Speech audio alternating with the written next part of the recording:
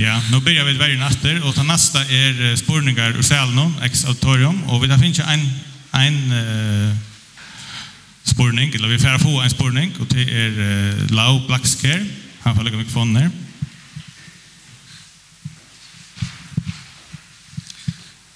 Ja, nu kan jeg jo ikke lade være som kollega og forsker i statskundskab, ikke historie, at stille et drillende spørgsmål til en historiker, nemlig et spørgsmål om fremtiden.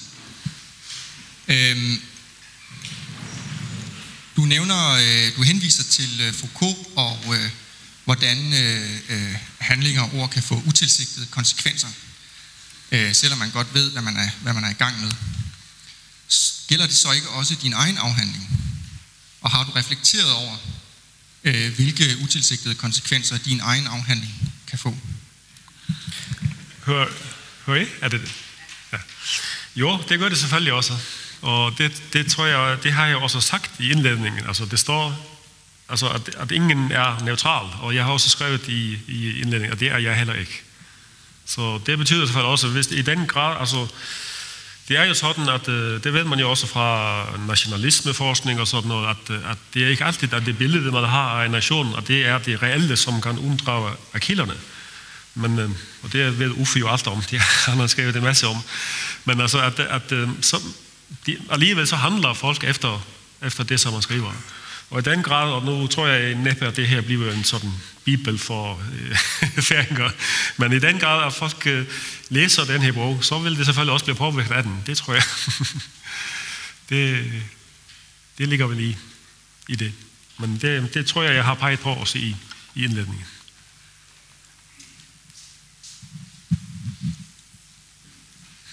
Ja, tak for det. Jeg tog fejl, Johan. Vi har finnet 2 folk som har meldt sig at sætte spårninger, så den næste Jens Christian svar på Justinsen. Kanskje ikke han?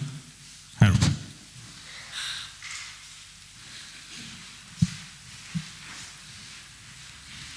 Vi kan så lykke frem. Hej. Jeg vil spørge om, han har sagt i begynnelsen at hej. Det blev sagt i begynnelsen at du får vidtjere radikaliseringen av kjøsselskjøslene, men ikke sånn jeg årsøkene til det. Hei, du kunne reflektere som det er jo hver årsøkene mulig å kunne være, og hentet jeg i 20-årperioden som du beskriver, altså vi alt kjøpolitiske nøpen, og sier om første vei eller krydje, Danmark, Sjeler, Vestinskøyene, kunne de tingene ha hukset og haft en avvarskan og radikaliseringen, eller kanskje reflektere sin i det? Ja, altså det er selvfølgelig en meget kompleks proces, det her. Og jeg har så haft de der 3 niveauer. Jeg har haft kilderne, som jeg har analyseret for at finde ud af, hvad der rent faktisk skete. Og så har jeg haft konteksten, og så har jeg haft diskursen.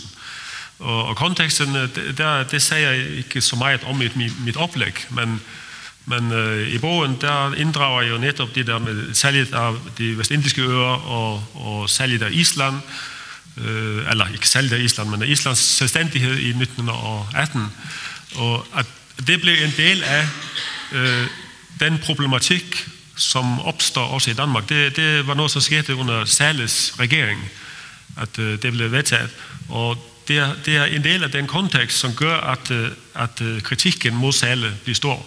Så der er en masse større problemer, som er større end intern dansk politik, som også er dansk rigspolitik, som både handler om Island, og som handler om de vestindiske øer, og som handler om Island også i 18, og også handler om Slesvig-spørgsmålet. Så alle de der ting, de gør også det, at det får en, altså det er sådan en, altså jeg opfatter det som en sådan, altså alle de der problemer, som man sidder med i Danmark, eller det forhold, i den kontekst, man sidder med i Danmark, og så pludselig begynder en amtmand på Færøerne at sende tekster ned til den danske regering, eller faktisk ikke til regeringen, men til oppositionen, og fortæller om en selvstyrebevægelse på Færøerne, som faktisk har bedrevet landskadelig adfærd. Og jeg tror, at det netop er derfor, at den sagen bliver aktuel, når vi kommer ind i 1918. Det er fordi, at der er så mange andre problemer, både med internt i regeringen, som oppositionen kan finde noget til, og også alt det andet rigspolitiske, som er nogle problemer eller nogle forhold, som man forholder sig til i Danmark. Så det er ikke så mærkeligt, at man får den opfattelse i Danmark, at der er en separatistisk bevægelse på Færøerne i den kontekst. Jeg ved ikke, om det var sådan svar på det. Og så kommer Norge også altså konflikten med Norge kommer så i 20'erne, hvor det er helt tydeligt, at det er jo en sag, som går jo helt frem til 1933, og som Jonas Persson falder lidt midt ned i med sin udtalelse i Norge. Og den interesse, som der er fra Norge for de gamle norske skatlande, de fortsætter jo næsten helt til 2. verdenskrig, og i hvert fald er der stadig interesse for Færøerne under blandt nordmænd under 2. verdenskrig. Så den kontekst tror jeg også påvirker, hvordan man behandler den færøske selvstyrebevægelse i Danmark.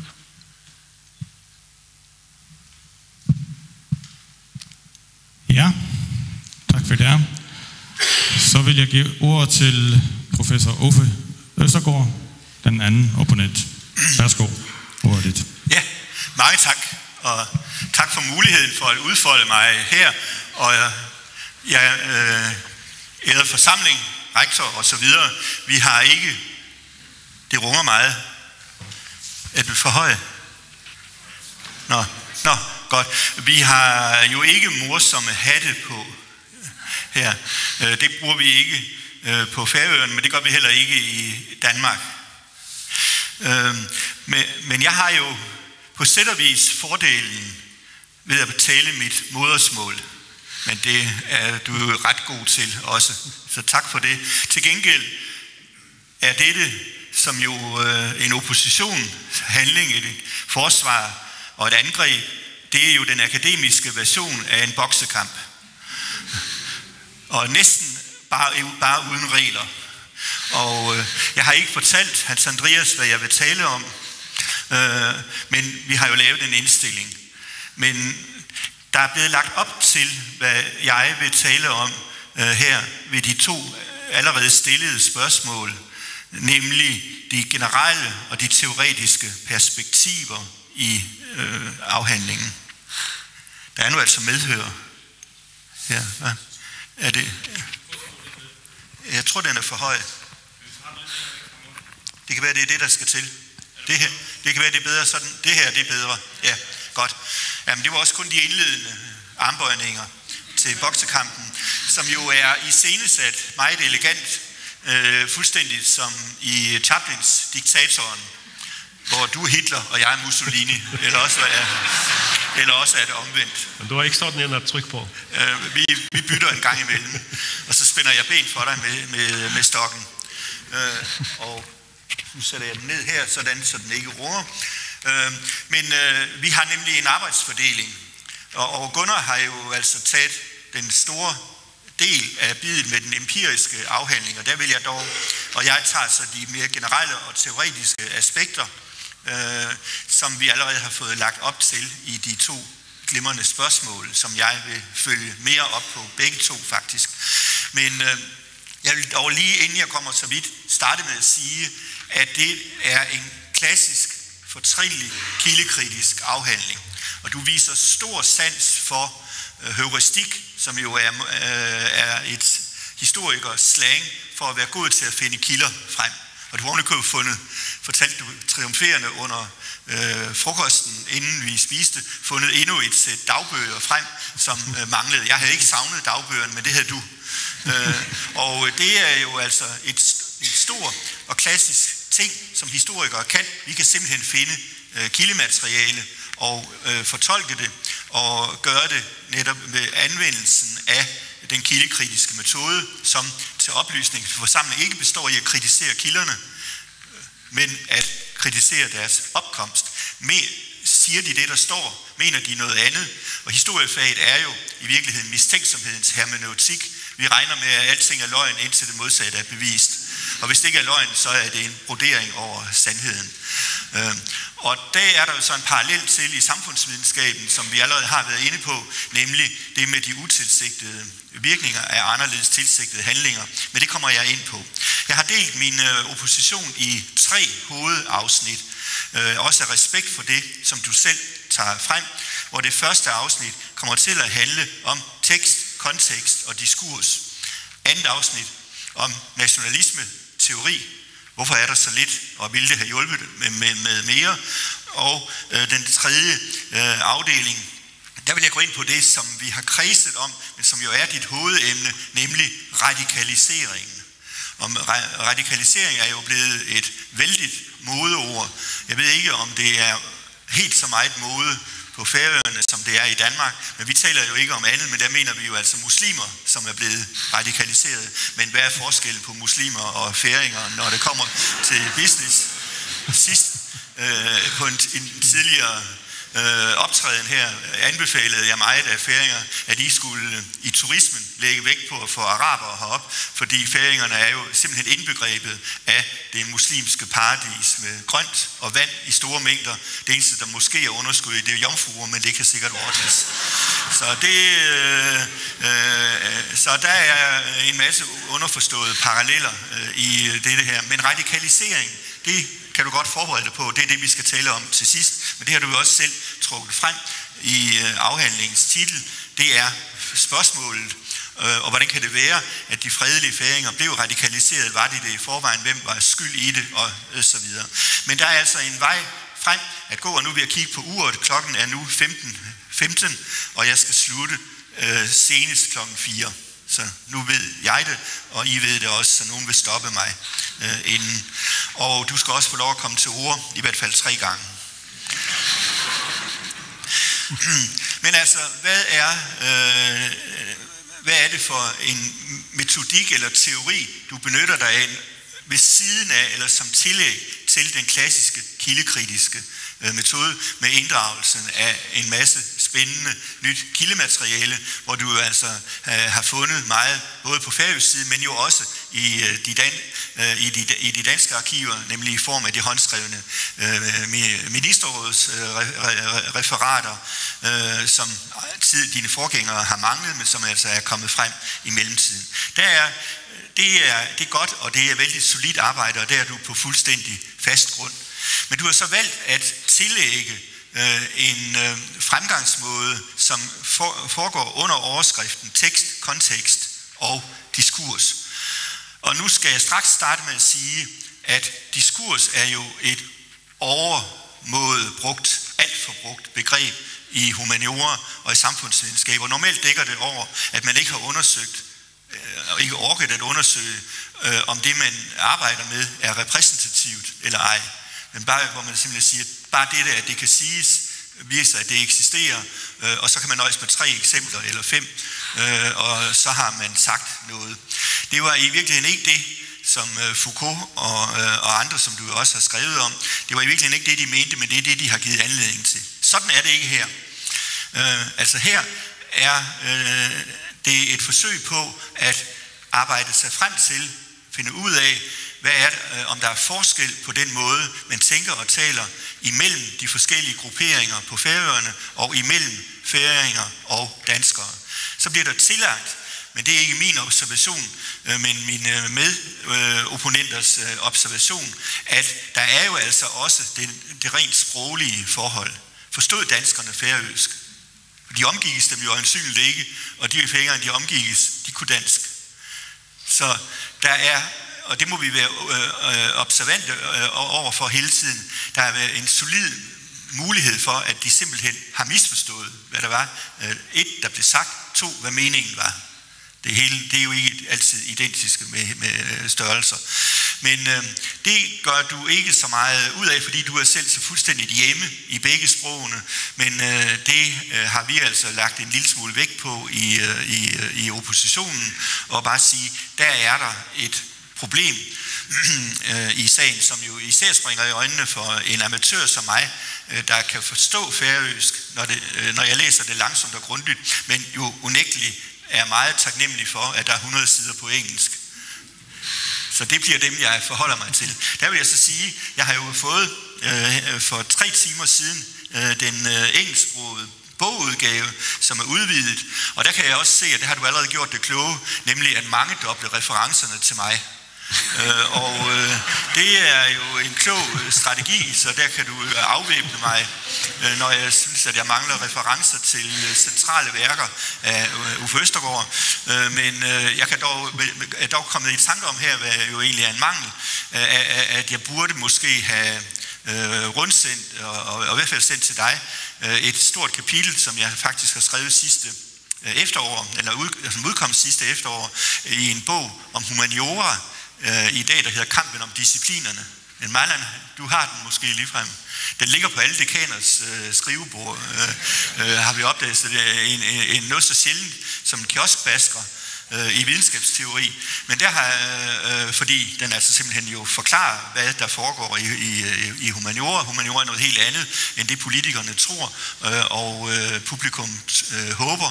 Men det er noget helt andet. Det skal jeg ikke fortabe mig i, men der er der faktisk et stort kapitel om, som jeg har skrevet, om historiefaget imellem kulturvidenskab og samfundsvidenskab. Og så der er der altså en del referencer, som jeg nu holder for mig selv. Men det er bare en oplysning til publikum, og der er nogen, man kan gå efter, og også nogle af spørgerne kan se efter her. Men der er en tendens, og der skal jeg måske tage mit udgangspunkt i historiefaget i de nordiske lande, men mest i Danmark, og i den sammenhæng håber jeg, at det er i orden, at jeg tager Færøerne med i Danmark og sige, der er ved at ske en retraditionalisering af historiefaget. Vi vender back to basics. Og hvad er basics? Det er kildekritikken. Og det er fint, men den lægger du der jo så altså også ind i, det har jeg allerede rost. Men samtidig er det jo en nyttig foranstaltning, når ikke alt er udforsket. Og det var jo, der kom klart frem i dit svar til Gunnar, at vi mangler stadigvæk masser af undersøgelser, og måske først og fremmest solide socialhistoriske, og måske også økonomihistoriske, men i hvert fald socialhistoriske undersøgelser af forholdene på Færøerne. Det, du har lavet her, det er politisk historie, men med et særligt take, et særligt greb, nemlig et forsøg på at kigge på teksten, men se på teksten i kontekst, og du har allerede givet et par eksempler her i svaret på, at konteksten er først og fremmest den nordiske kontekst, og det vil sige Islands selvstændighed, men også med referencer tilbage til Norges selvstændighed. Der er implicite referencer, men dem går du ikke meget ud af, til de andre atlantiske øer, nemlig de vestindiske øer. Men der var jo faktisk blevet oprettet en organisation, i øvrigt med Niels Neergaard, som han var formand for den periode, der kæmpede for, at Danmark skulle beholde alle sine atlantiske øer, Island, Færøerne, men så faktisk også dem i Vestindien. Danmarks entitlement to fame, og de sidste rester af imperiet. Men det er en kontekst, som nemt glemmer. Jeg kommer ind på det, men det gemmer jeg til punkt 2. En kontekst mere ud over det her, nemlig den europæiske eller global historiske kontekst, fordi det her foregår jo samtidig med fredsslutningen efter 1. verdenskrig, hvor man knæsætter princippet om folkenes selvbestemmelsesret. Og det kan du godt begynde allerede at forberede dig på, det kommer jeg til at stille som et naivt spørgsmål. Er der ingen færinger, der har opdaget, at det skete, og hvorfor refererer man ikke til det? Men det gemmer vi lige her. Vi er kun i tekst, kontekst og diskurs, og det her, det var altså et eksempel på konteksten, og den er altså primært den nordiske kontekst. Det var den, de færøske, men formodentlig også danske embedsmænd og politikere, det var den, de kendte og forholdt sig til. Og så er der altså spørgsmålet, og det rejser du, er der nogle særtræk i diskursen, og har du papirversionen, fordi der er der et citat på side 8 ikke i den omdelte tekst, men i den, som vi har fået udleveret, som jeg går ud fra, er blevet bevaret. Og nu skal jeg lige se, om jeg kan få mine fingre til at fungere, så jeg kan slå op på side 8. Ja, det kniver. Det er vel ikke fra sådan. Men der introducerer du din teori på engelsk. Theoretically, this work is influenced by discourse theory. Og og diskursteori, som refererer tilbage til sprogfilosofer, til videnskabsfilosofer, Kuhn og Gadamer, og social science, samfundsvidenskab. Og der refererer du til Foucault, hvor jeg i øvrigt kan indskyde, at et af vores resultater i den før omtalte bog, Kampen om disciplinerne, det er, at den enkelte teoretiker, som humanistiske forskere i dag mest refererer til, er Foucault. Så du er et godt selskab. Du er en moderne humanist. Du refererer også til Foucault. Men i modsætning til de andre har du jo læst ham. Så det er jo dog vil jeg lige anføre, at Foucault meget ikke var ret god til at tale engelsk. Du refererede ham på engelsk. Han skrev faktisk på fransk, men n'importe. Du havde nok tabt publikum, hvis du havde citeret på fransk, og jeg vil heller ikke fortsætte på fransk. Men altså, han er en af de mest. Men der kan man sige, at hvad er ideen i det her? Ja, det er jo altså, at der er interaktioner og power relations, not just simple relationships between sentences and reality. Altså, der er ikke noget simpelt forhold mellem sætninger, mellem ord og realitet. Der er et kompliceret forhold.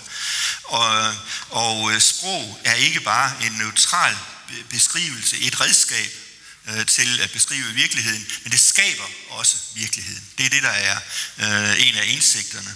Og det betyder, at man altså at ords mening hænger sammen med hensigter og intentioner, men også kan medføre utilsigtede konnotationer, kan man måske vælge at kalde det. Men det fører der så frem til en foreløbig konklusion, en discourse theory. The distinction between reality and language tends to disappear. Distinktionen mellem realitet og sprog forsvinder. Og hvordan kan man tage konsekvensen af det? Det forsøger du, men mere på det, vil jeg nok kritisere dig for at sige, mere på det generelle eller postulatoriske plan end i praksis. Du når frem til en konklusion i et par omgange. Der er en teoretisk konklusion, det er helt om på side 71, men en sammenfatning af det har vi her på side 23, hvor vi kan cirka midt, hvor vi kan sige, at distinktionen mellem tre analytiske lag, teksten, altså den historiske de historiske kilder, konteksten, og i det tilfælde her er det en bog, der hedder Færøsk politik, og diskursen, og det i det her tilfælde Alberti-skandalen i Danmark, altså den danske justitsminister, der måtte melde sig selv, det var ham, der havde givet tilbuddet osv. Det er altså et eksempel på tekst, kontekst og diskurs ser ud til at være obvious in relation to the development of the interpretation of the offer. Men det er en eksemplificering, som du giver her. Men du forsøger så på at drive en konklusion frem, en teoretisk konklusion, og det er den, som jeg har fundet på side 71 i det omdelte værk, og den kommer her, nemlig at the general implications of this research, altså det teoretiske resultat af dit arbejde, er, at diskursteorien on the analytical level skal modificeres, should be slightly modified with a distinction between local, original and often more tangible political context. Hvor du altså forsøger at drive den hjem igen og sige, at godt nok er der en meget kompliceret og ustabil forhold mellem ord og realitet, men så vidt jeg kan læse det her, så vil du modificere det derhen, at ordene er afhængige af og betyder noget og har en relation til realiteten, men at der er flere forskellige realiteter. Der er en færøsk realitet, og der er en dansk realitet. Så du forsøger på at gøre diskursteorien, at forene den med den gode gamle kildekritik.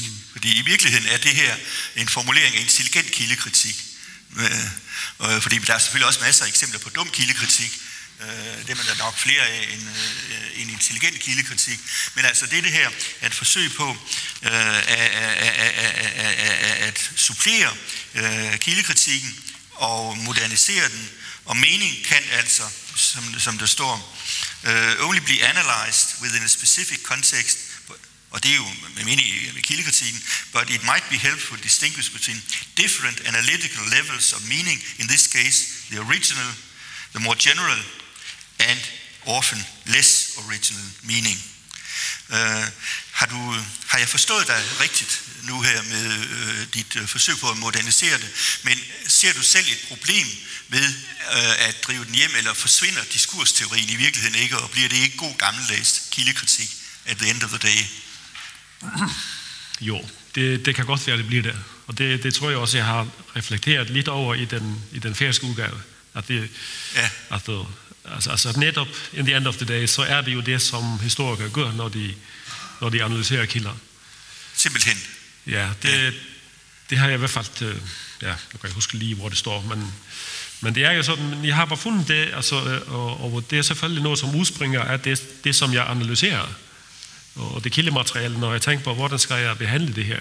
Ja. Og der har jeg bare fundet det, at det har været nok så oplagt, at jeg skelner det mellem de der 3 niveauer. Men jeg tror selvfølgelig ikke, det er ikke noget, jeg tror heller ikke, at historikeren eller kildekritikken, det er ikke sådan noget positivistisk foretagende, hvor man simpelthen bare får fakta ud af kilderne, og så er det. Der vil alligevel være et meningslag også der. Men jeg forsøger bare at skelne imellem, at der er altså det der meningslag, som er meget tæt på kilderne. Ja. Og så det, som begivenhederne, de kontekster, altså som begivenhederne kommer ind i. Og så den diskurs, som måske ikke har nogen sammenhæng med konteksten.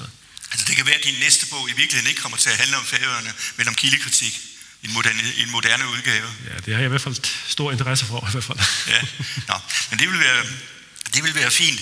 Men altså, det var mit beskedne forsøg på at nå frem til, eller karakterisere dine fremgangsmåder og dit tillæg til teorien.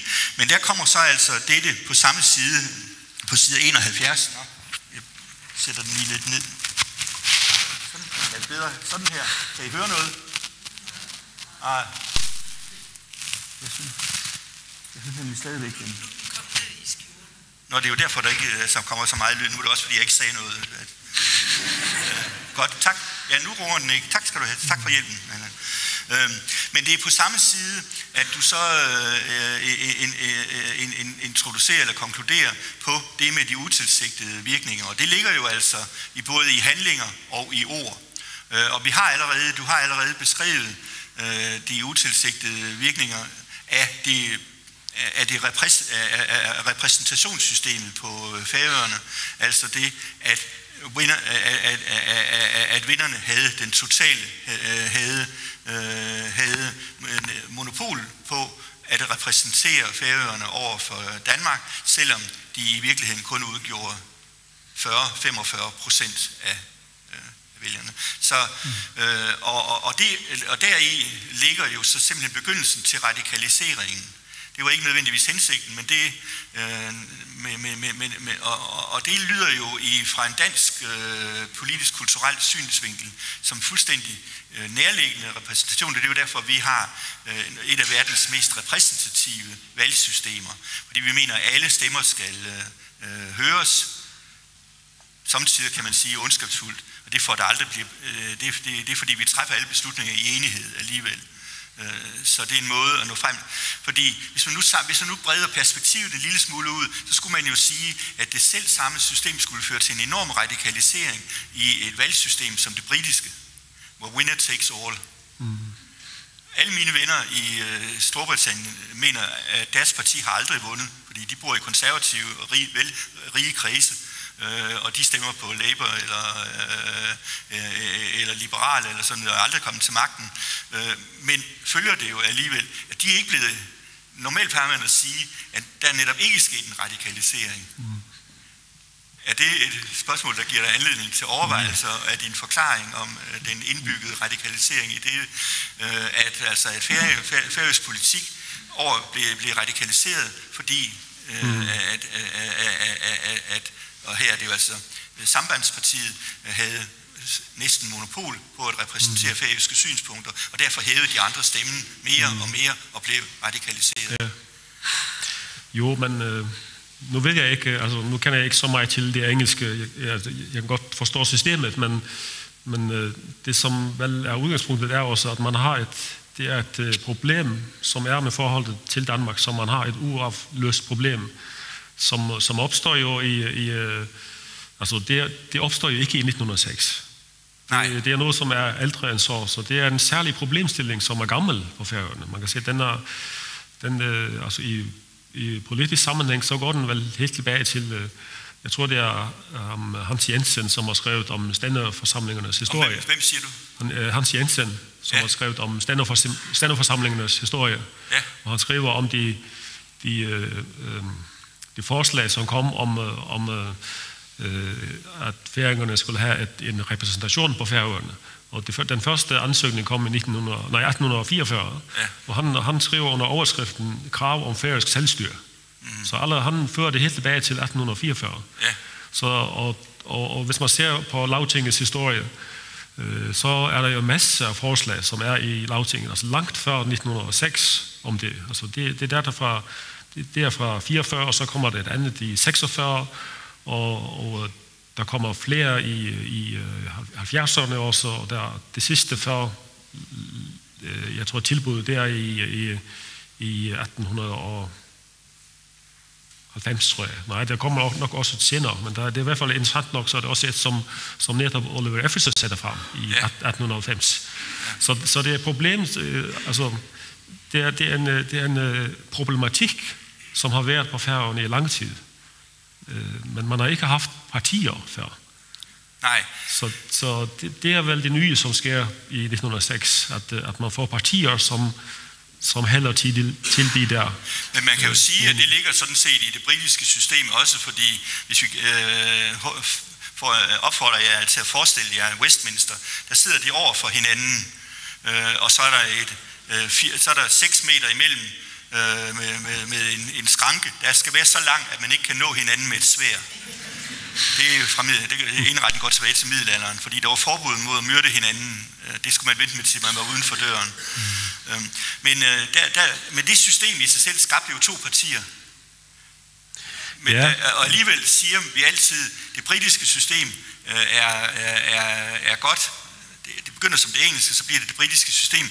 Det er godt, fordi det netop ikke radikaliserer. Og her vil jeg så bare påpege, at der forklarer du radikalisering med den næsten monopolagtige repræsentation. Ja. Men altså alligevel så er det også konteksten, altså, som gør, at det bliver inddraget i forskellige andre forhold, og det bliver anklaget for forræderi og sådan noget. Men det er jo det, vi altid når frem til med Færøerne. Så er der den forklaring, og det er, at en ø er anderledes. Når der er vand udenom, så er det nemmere med grænser. Og så videre. Men det har du jo selvfølgelig indlysende ret i. Men jeg spekulerer bare på, om det er nok til forklaring af radikalisering. Men vi vender tilbage til det, fordi tiden løber, og det her var, det var kun første del, tekst, kontekst og diskurs.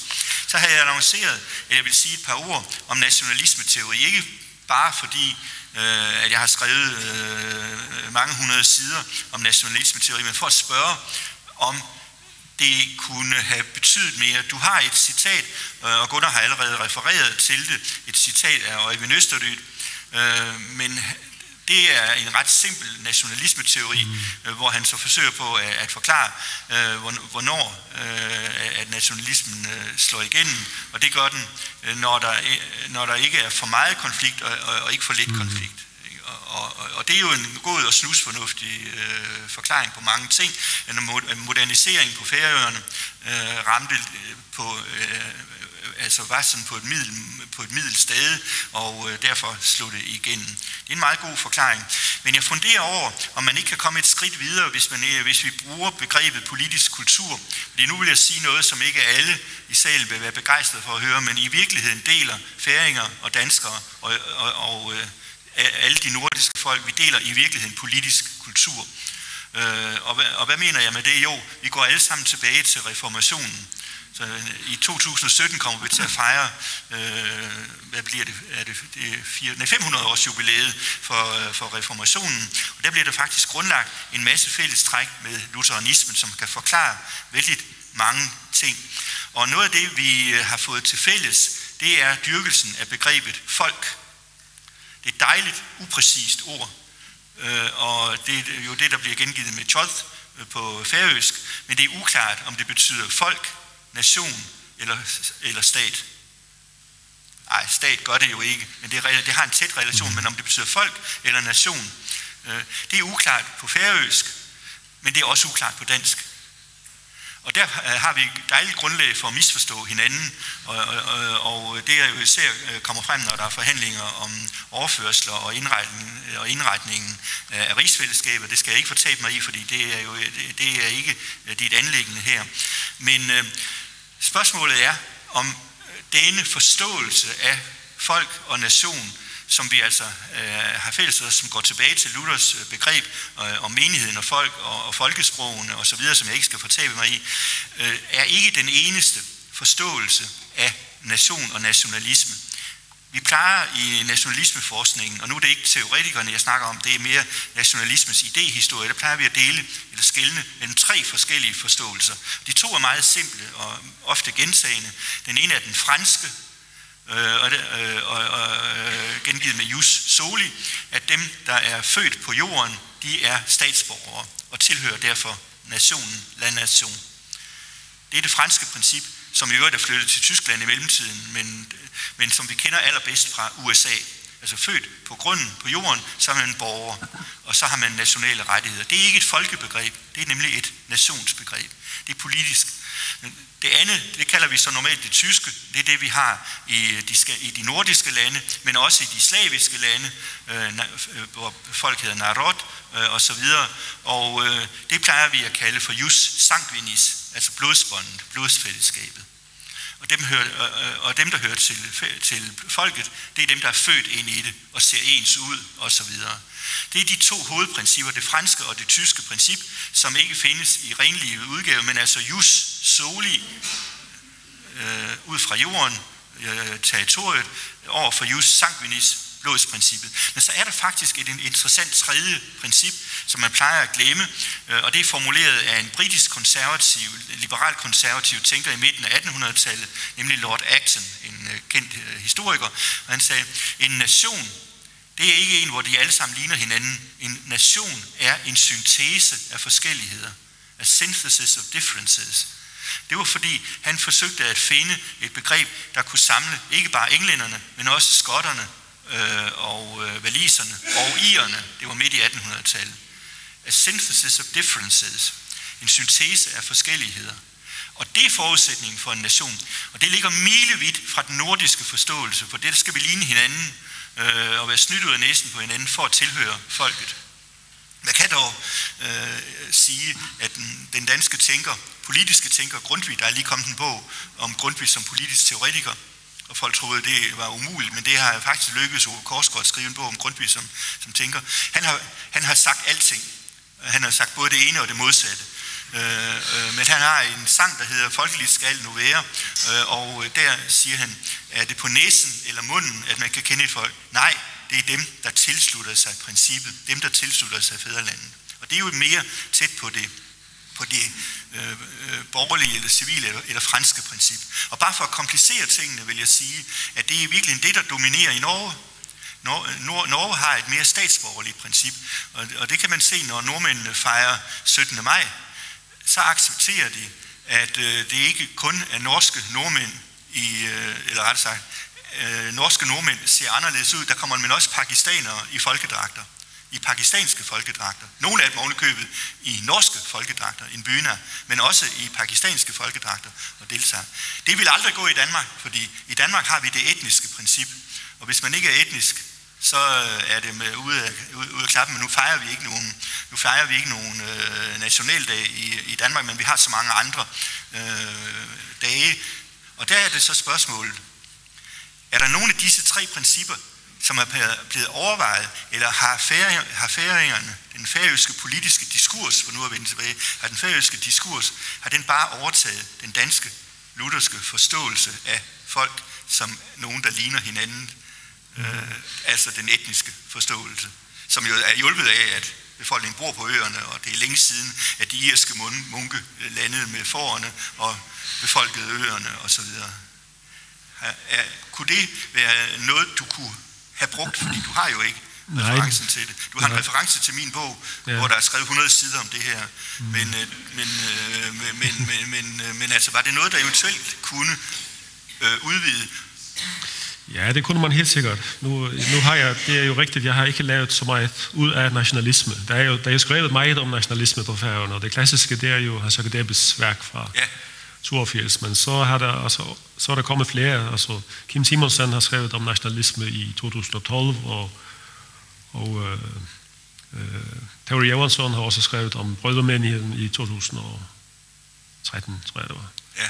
Så der er skrevet en hel del om nationalisme, men kunne det ikke indgå som en forklaring netop af diskursen, altså, eller er der nogle begrænsninger? Det er derfor, altså, hvad jeg er på vej til at nå frem til, er egentlig at anbefale dig at bruge begrebet politisk kultur, som er mere bredere og mere vagt end diskurs. Ja.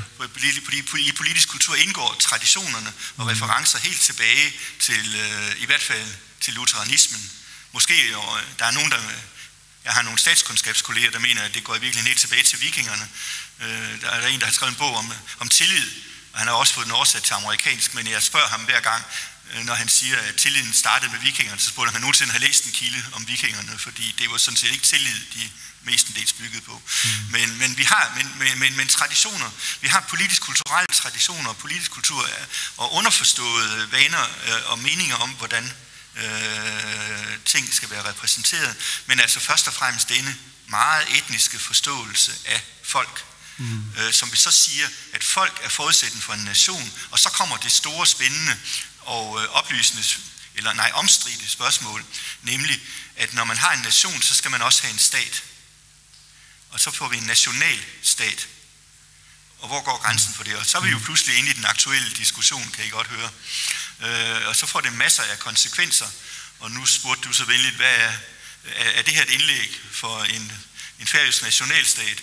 Eller er det et indlæg for det, som ikke hører hjemme i nordisk, og slet ikke i dansk politisk kultur, nemlig føderation? Fordi hvorfor er det, man ikke kan tale om føderation i Danmark? Hvorfor er det, at vi ikke kan aldrig er lykkes med at definere rigsfællesskabet som en føderation? Ja, det er jo ikke, fordi man ikke kan lide at tænke klart i Danmark, men hellere vil tænke upræcist. Men for det andet, så bliver det simpelthen lagt for had i en diskussion helt tilbage, og nu er jeg tilbage i stænderforsamlingernes periode i 1838, hvor Roland Lehmann sagde, i Danmark gives der ikke regioner. Så enten er man med, eller også er man ude. Og det er jo så lige pludselig det, der bliver realiseret, fordi hvor hører Grønland og Færøerne hjemme i denne statsbygning? Og det teoretiske grundlag for det her, det er forholdet mellem stat og nation. Kan man adskille stat og nation? Det kan man ikke i dansk politisk-kulturel tænkning. Dansk tradition. Der er de identiske. Folket er forudsætning for nationen, og nationen er forudsætning for staten, og de identiske størrelser. Men der er altså mange, der har haft held med at indrette sig på en anden måde, blandt andet tyskerne, som vi ellers ligner. Jeg er ved at komplicere dit billede, men netop ved at skrive, jeg plejer at sige, jeg studerer Danmark, som om det var et europæisk land, og nu er jeg ved at foreslå dig at studere Færøerne, som om det var et europæisk land. Ja. Ja, så det er jo, jeg ved ikke, altså, altså hvis man ser i kilderne om Færøerne, så helt tilbage til 1600-tallet, så står det altid, at vi er folk ude i Færøerne. Altså det bliver defineret som et folk. Ja. Altså, og det er selvfølgelig ikke nationalisme, men og det er heller ikke en national, det er mere en statsbestemmelse, folk ude i Færøerne, men alligevel så bruger man ordet folk hele tiden, så det bliver opfattet som om Færøerne er et folk. Men jeg synes, det er nok så interessant også det, som Gunnar spurgte om i forhold til nationalisme. Altså at, hvordan kunne begge partier være nationalistiske? Ja, som jeg ikke fik sådan kommenteret på. Men det er jo rigtigt, det siger faktisk Johannes Fertesson selv, og det er midt i den største konflikt i 23 i Norge, at han siger det, at der er 2 partier på Færøerne, der er begge nationale. Nemlig. Og det, som han mener, er nok det, at altså Selvstyrepartiet, det vil noget med, at det skal få nogle politiske konsekvenser med forholdet til Danmark, at Færøerne er en nation. Men der er ingen samhørighedsperson, som benægter, at færingerne er færinger.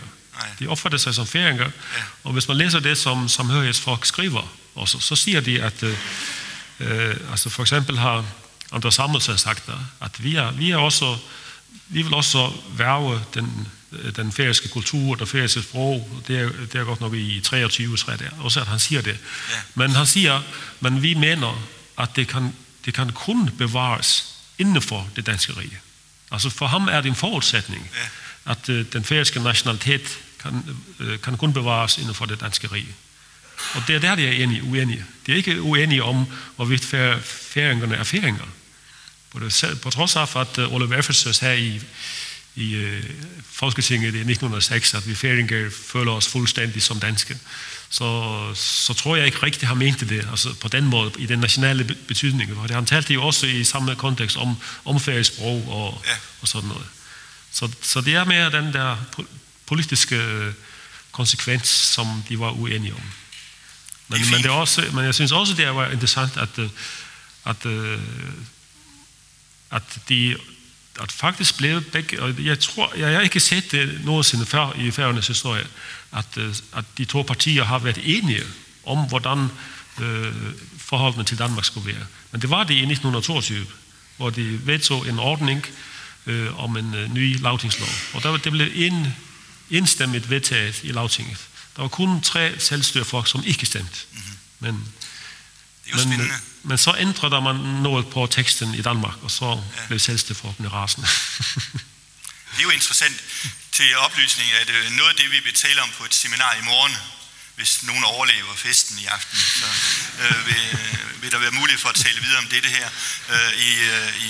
i morgen. Men det er jo vigtige ting. Men det jeg kan høre, at jeg ved alligevel vil blive enige om, at diskurs er et moderne ord, men politisk kultur er du meget åben over for, fordi det faktisk griber bredere og netop dækker hen over tilsyneladende modsætninger, som deler præmisser, bare drager modsatte konsekvenser af denne enighed. Og der er altså en nordisk politisk kultur, men hvor jeg hele tiden bliver ved med at referere til Danmark, men jo altså nævnte Norge, som faktisk jo er en udgave af den samme politiske kultur. Nu har vi nævnt Øjvind Østerløt et par gange. Han fik et festskrift, da han fyldte 70 år sidste år, og der skrev jeg om den fælles politiske kultur i 1700-tallet, hvor man faktisk forsøgte på at lave et politisk program for hele riget. Og det var altså ikke bare Danmark og Færøerne, men det var Danmark, Norge og Slesvig-Holsten med mor Danmark med 3 børn, og så nogle små tumlinger, som man ikke tænkte på, og en af dem var Færøerne. Men de var vel nærmest nordmænd, at betragte som nordmænd. Men altså, der forsøgte man på det. Det mislykkedes totalt på grund af demokratiet. Og så delte man staten op. Og det er jo spændende, om vi er i en tilsvarende proces i øjeblikket, men det skal jeg ikke spekulere mere over.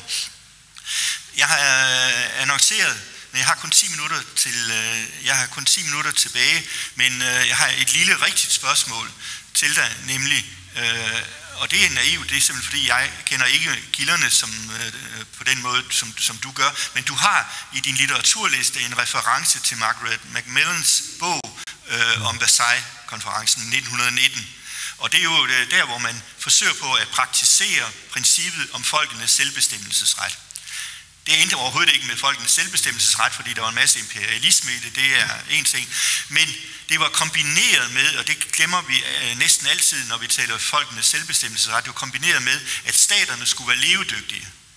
Og dengang tænkte man, at stater er kun levedygtige, hvis de er ret store. I dag regner vi jo også med små stater, kan være levedygtige, men ingen ved, hvor små. Men I vil jo nok afgøre det.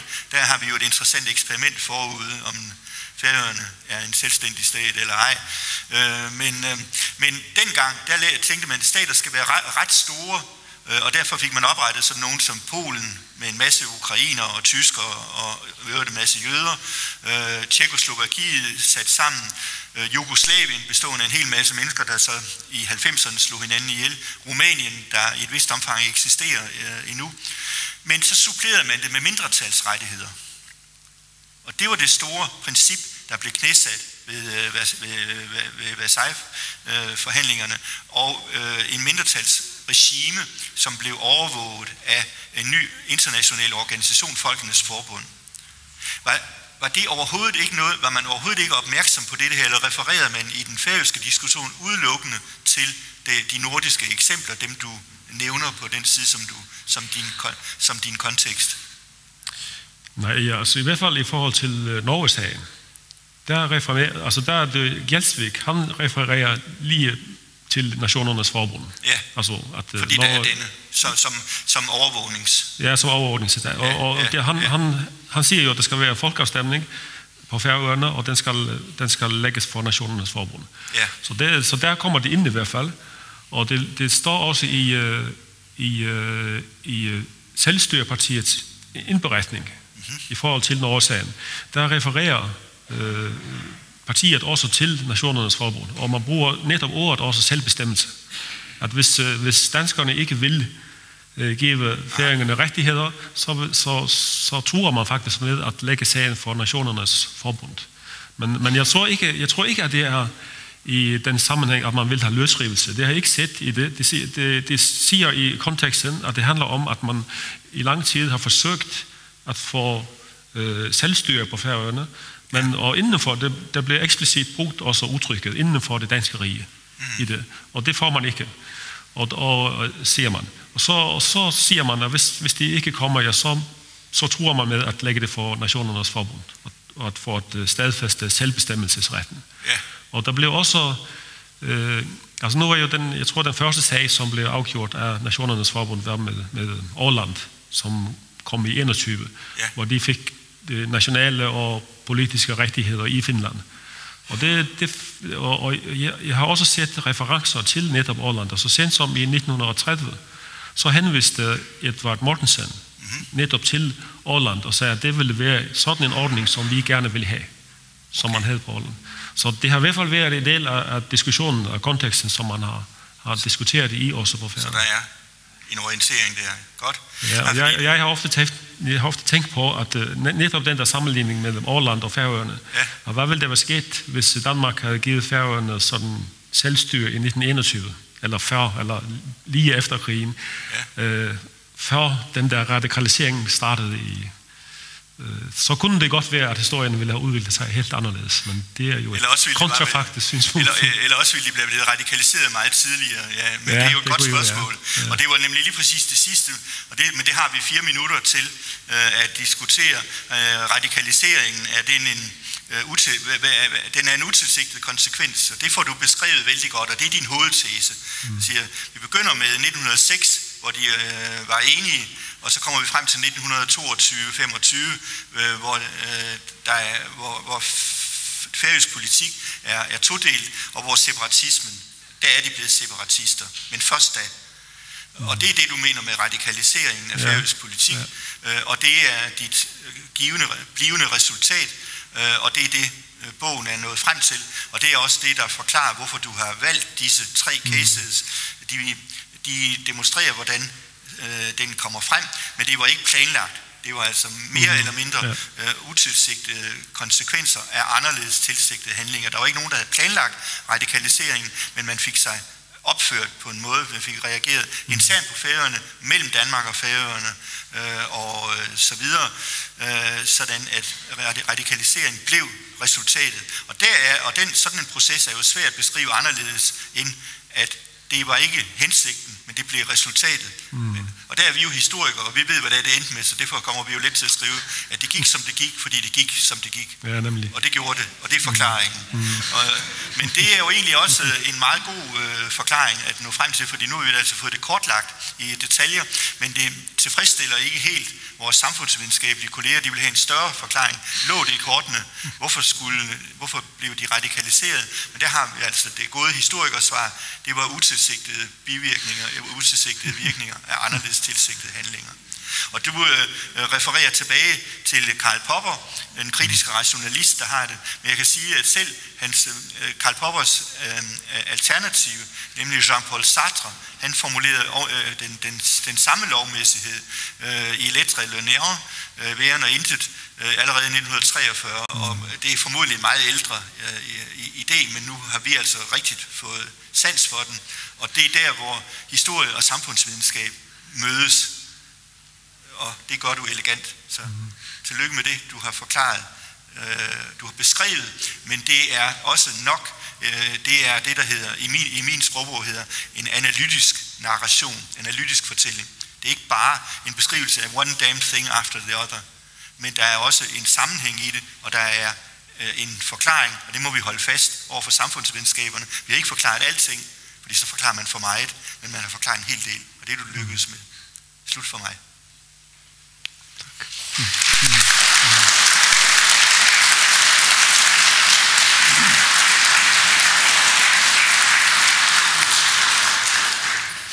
Og så tak fordi I bar over med, at jeg sad ned. Det var ikke af mangel på respekt, men fordi jeg har fået ondt i knæet. Så. Og så skal jeg aflevere headsetet.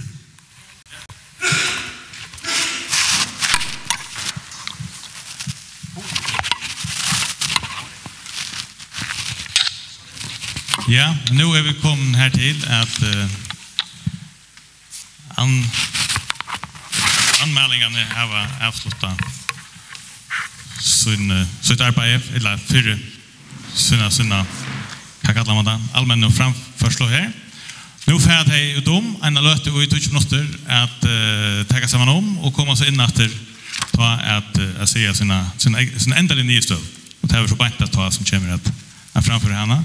Og vi vil bare sitte her til her etter, og så at han har så ferdig dom å få noe.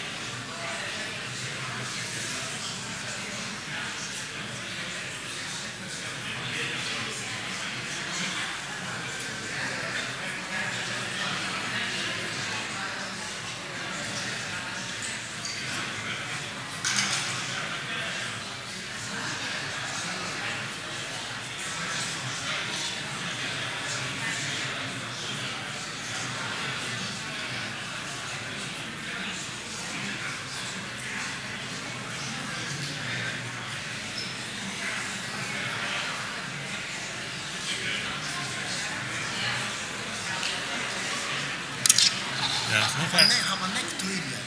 Ja.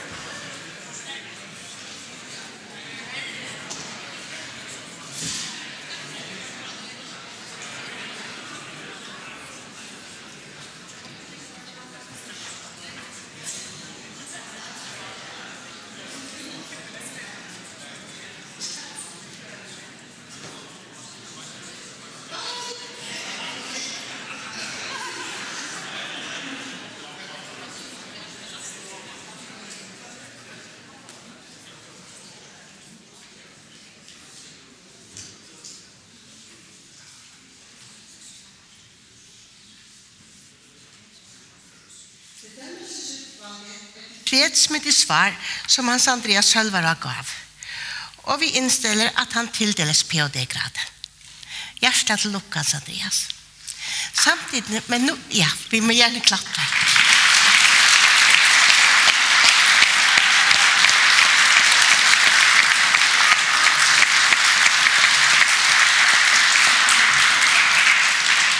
Men jeg vil gjerne si en ting til. Jeg vil si så hjertelig takk for det samarbeid som jeg har haft med de to professorene Gunnar Karlsson og Uffe Østergaard. Det har vært en stor glede å samarbeide med dere, og det er veldig fint for Færøyene å ha så gode kontakter og nettverk. Og de har selv vært villige til å komme og holde foredrag i morgen på et seminar. Det kommer til å bli 4 korte foredrag, begynner klokken 2 i Jonas Bronsgøta. Og det vil da være om modernisering og om stats- og nasjonsbygging på slutten av 1800-tallet. Og det vil være da både fra Island, Danmark, Norge og Færøyene. Takk. Klokken 2. Ja, takk skal du ha.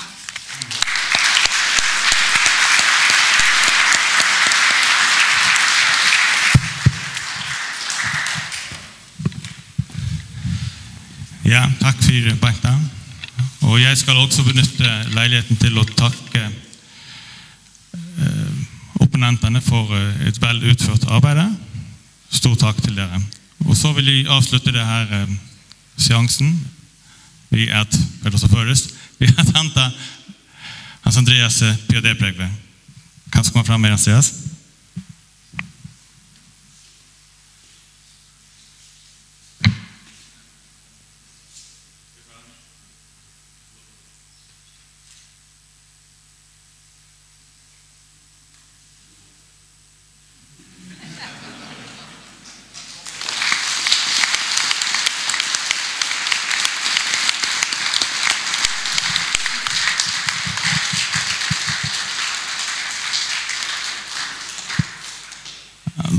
Fotnote, og Annika ber meg si at bøker sølte utenfor. Takk for det. Ja, men så dette tiltaket enda, og vi får bjøre et eller annet dom. Takk for det.